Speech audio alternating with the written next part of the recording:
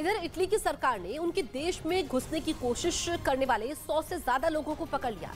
वो सब नाव की मदद से समंदर के रास्ते इटली में घुसने की कोशिश में थे, लेकिन इससे पहले कि वो कामयाब हो पाते, इटली की कोस्ट गार्ड की एक टीम की नजर उन पर पड़ गई, जिसके बाद वहां मौजूद 105 लोगों को एक रबर की नाव की मदद से पहले तो किनारे तक लाया गया और फिर उन्हें ठहरने की जगह दी गई। बताया गया कि ये लोग समंदर के रास्ते चोरी छिपे इटली में घुसने की फिराक में थे, जिनमें 24 नाबालिग, करीब 20 महिलाएं और 60 से ज्यादा पुरुष मौजूद थे। हालांकि इटली की सरकार ने न सिर्फ इन्हें छोटे जहाज की मदद से किनारे तक पहुंचाया, बल्कि वहां इन्हें खाना और दवाइयां भी मुहैया करवाई। जानकारी के मुताबिक पिछले 3 दिनों में ही इस तरह से इटली में करीब 3000 से ज्यादा शरणार्थियों ने एंट्री ली है, जिसने वहां की सरकार की चिंता बढ़ा दी है।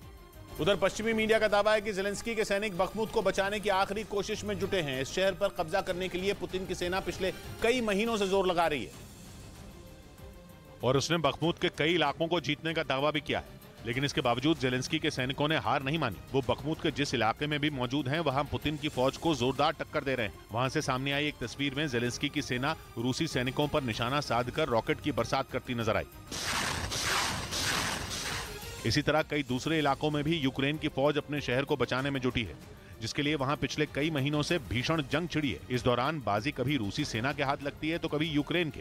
हालांकि रूस का दावा है कि बखमुत से ज़ेलेंस्की के सैनिकों को खदेड़ने में उसे ज्यादा वक्त नहीं लगेगा। बखमुत की इस लड़ाई में पुतिन की प्राइवेट आर्मी वैगनर ग्रुप भी रूसी सेना की ताकत बनी हुई है, जिसके लड़ाकों ने पूरे शहर को घेर रखा है और ज़ेलेंस्की के सैनिकों को चुन चुन कर मारने में जुटे हैं। इसीलिए रूस ये दावा कर रहा है कि जल्द ही बखमुत पूरी तरह उसके कंट्रोल में होगा।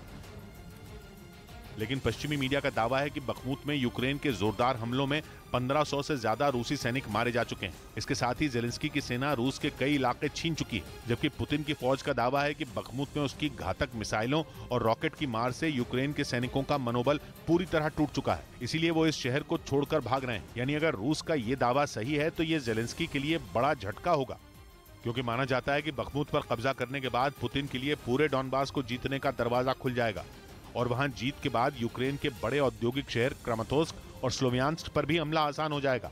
और इसी वजह से ज़ेलेंस्की की सेना इस शहर को बचाने के लिए आखिरी सांस तक लड़ रही है। यही नहीं, एक दिन पहले यह खबर भी सामने आई थी कि यूक्रेन के आर्मी चीफ भी बखमुत पहुंच गए ताकि वो जंग लड़ रहे अपने सैनिकों का हौसला बढ़ा सकें। इसके साथ ही उन्होंने ये हुंकार भरी थी कि वो किसी भी कीमत पर बखमुत को हाथ से निकलने नहीं देंगे। वहीं रूसी सेना से इस शहर को बचाने के लिए ज़ेलेंस्की ने वहां सैनिकों की संख्या बढ़ाने और ज्यादा से ज्यादा हथियार भेजने का भी ऐलान किया।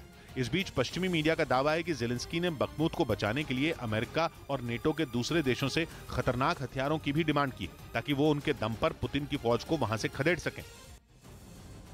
पेरू में बाढ़ से आई तबाही थमने का नाम ही नहीं ले रही। लगातार बारिश से कई इलाके डूब चुके हैं, जिसकी वजह से लोगों की मुसीबतें बढ़ गई हैं।